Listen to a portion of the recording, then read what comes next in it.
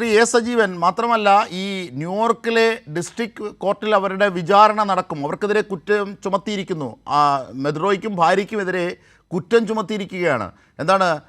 ഭീകര ആക്രമണം, മയക്കുമരുന്ന് കടത്ത്, കുറ്റകരമായ ഗൂഢാലോചന, ഇതൊക്കെ. പക്ഷേ ഒരു കാര്യമുണ്ട് കേട്ടോ, മറ്റുള്ള പല ഓപ്പറേഷനും പോലെ ഈ ഈ ബ്രിട്ടൻ ഇതുമായി സഹകരിച്ചിട്ടില്ല എന്ന് സ്റ്റാർമർ അടക്കമുള്ളവർ പറഞ്ഞിട്ടുണ്ട്.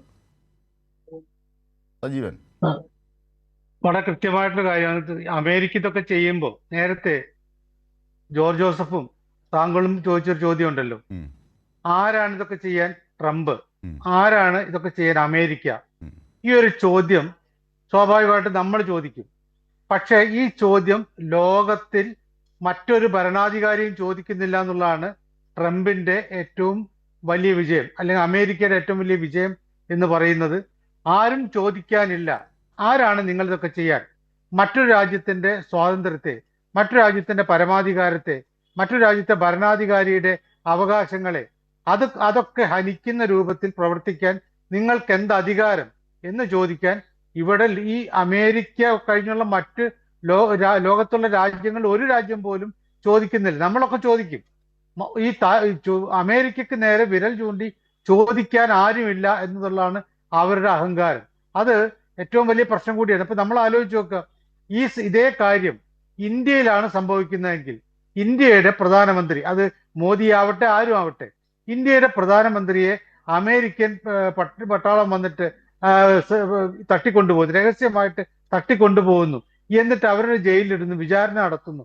മോദി അല്ലെങ്കിൽ നമ്മുടെ പ്രധാനമന്ത്രിക്കെതിരെ ഇതേപോലെ മയക്കുമരുന്നിന്റെയോ അല്ലെങ്കിൽ ഏതെങ്കിലും തരത്തിൽ ആരോപണം, അതൊക്കെ ചെയ്യാവുന്ന സന്ദേശമാണ്, അതൊക്കെ തങ്ങൾക്ക് ചെയ്യാനാവുമെന്ന ഹുങ്കാണ് ലോകത്തോട് ഈ പറയുന്നത്. ഇതൊന്നും നമ്മുടെ രാജ്യത്തിലെ ഭരണാധികാരികൾ കാണുന്നില്ലേ?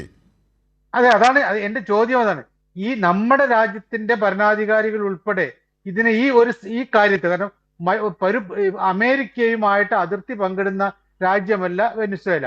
അങ്ങനെയുള്ള അതിർത്തി പങ്കിടുമ്പോൾ സ്വാഭാവികമായിട്ട് അതിർത്തി തർക്കങ്ങളൊക്കെ പറയും. അതല്ലാത്തൊരു രാജ്യത്തെ ഭരണാധികാരിയെ രഹസ്യമായിട്ട് തട്ടിക്കൊണ്ടുപോകുന്നു, എന്നിട്ട് അദ്ദേഹത്തിനെതിരെ കുറെ കുറ്റങ്ങൾ ആരോപിക്കുന്നു, എന്നിട്ട് അദ്ദേഹത്തിന് ഇപ്പൊ ഫിനിഷ് ചെയ്യാൻ പോകുന്നു. ഇത്തരത്തിലുള്ള കാര്യങ്ങളിലേക്ക് പോകുമ്പോൾ നമ്മുടെ ഐക്യരാഷ്ട്രസഭ, ഒന്നാമത് ഐക്യരാഷ്ട്രസഭയെ നമ്മൾ കുറ്റപ്പെടുത്തില്ല. ഐക്യരാഷ്ട്രസഭയുടെ സെക്രട്ടറി ജനറൽ ഇസ്രായേൽ പ്രശ്നവുമായിട്ട് ബന്ധപ്പെട്ട്, ഫലസ്തീൻ പ്രശ്നവുമായി ബന്ധപ്പെട്ട് എത്ര തവണ പറഞ്ഞു അതിഭീകരമായിട്ടുള്ള കൂട്ടക്കൊലയാണ്, അങ്ങേയറ്റത്തെ നിഷ്ഠൂരമായിട്ടുള്ള കാര്യങ്ങളാണ്, ഇത് നിർത്തണമെന്ന് മനുഷ്യത്വമുള്ള ഐക്യരാഷ്ട്രസഭയുടെ സെക്രട്ടറി ജനറൽ ആവർത്തിച്ച് പറഞ്ഞിട്ടും ആര് കേട്ടു? ഇസ്രായേലിന്റെ ഭരണാധികാരി കേട്ടു? ഇസ്രായേലിനെ പരസ്യമായിട്ട് പിന്തുണയ്ക്കും, എല്ലാ സഹായങ്ങളും ട്രംപ്. എന്നും അങ്ങനെയാണല്ലോ, യുണൈറ്റഡ് നേഷൻസ് എന്നും ഒരു പപ്പറ്റായിരിക്കുകയാണ്. അതിൽ ചിലരൊക്കെ വ്യത്യസ്തമായ അഭിപ്രായങ്ങൾ പറയുമെങ്കിലും അല്ല, അഭിപ്രായം പറഞ്ഞാൽ പോലും ചെവി കൊടുക്കില്ല എന്നുള്ള ഏറ്റവും വലിയ പ്രശ്നം. ഇപ്പൊ തുടക്കത്തിൽ തന്നെ അജിംഷാദ് പറഞ്ഞ പോലെ USSR ഉണ്ടായ സമയത്ത് അതൊരു എതിർഭാഗത്ത് ശാക്തിക ചേരി ഉണ്ട് എന്നൊരു ഭീതിയെങ്കിലും അമേരിക്കക്ക് ഉണ്ടായിരുന്നു. ഇപ്പോഴതില്ല.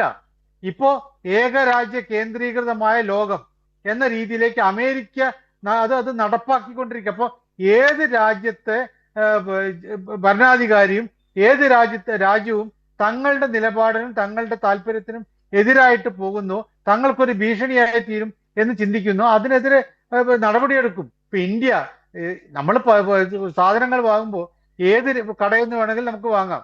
ഇന്ന് ഒരു ഷോപ്പ് പോയിട്ട് വാങ്ങി, നാളെ അവിടെ പോകേണ്ട വേറെ ഷോപ്പ് പോയിട്ട് അവിടെയാണ് നല്ലതെന്ന് ചോദിച്ചാൽ നമ്മൾ അവിടെ നിന്ന് വാങ്ങും. ഇന്ത്യ എണ്ണ വാങ്ങിയത് റഷ്യയിൽ നിന്നാണ് എന്നുള്ള ഒറ്റ കാരണം കൊണ്ട് ലോകത്തെങ്ങുമില്ലാത്ത ചുങ്കം നടപ്പാക്കിയ രാജ്യമാണ് ഇന്ത്യക്ക്. അതുവരെ മോദി എന്റെ സഹോദരനാണ്, പ്രിയപ്പെട്ടവനാണ്, ഹൃദയമാണ് എന്നൊക്കെ പറഞ്ഞ ട്രംപ് അത് ഇത്തരത്തിൽ കൊണ്ടുവന്നു.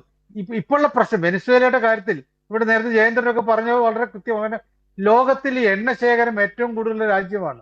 അവിടെ എണ്ണയാണ് ഏറ്റവും വലിയ സാമ്പത്തികമായിട്ടുള്ള കാര്യം. അപ്പൊ അങ്ങനെ എണ്ണ ശേഖരമുള്ള രാജ്യം ഉയർന്നു വന്നു കഴിഞ്ഞാൽ അവർ തങ്ങളുടെ പരിധിക്ക് കീഴിൽ, അല്ലെങ്കിൽ ഇപ്പൊ സൗദി അറേബ്യ അമേരിക്കയുടെ പരിധിക്ക് കീഴിലാണ്, അതുകൊണ്ട് അവരെ ഒന്നും ചെയ്യുന്നില്ല. ഈ വെനസ്വേല സാമ്പത്തിക ശക്തിയായി മാറിക്കഴിഞ്ഞാൽ അമേരിക്കയ്ക്ക് ഭീഷണിയാണ് എന്നുള്ള ഒരു പേടി ഇതുകൊണ്ടൊക്കെയാണ് അട്ടിമറിക്കുന്ന. ഇത് നേരത്തെ ഇവിടെ നിന്നുള്ള എണ്ണയെല്ലാം ഊറ്റിക്കൊണ്ടുപോയത് ഈ അമേരിക്ക ആയിരുന്നല്ലോ.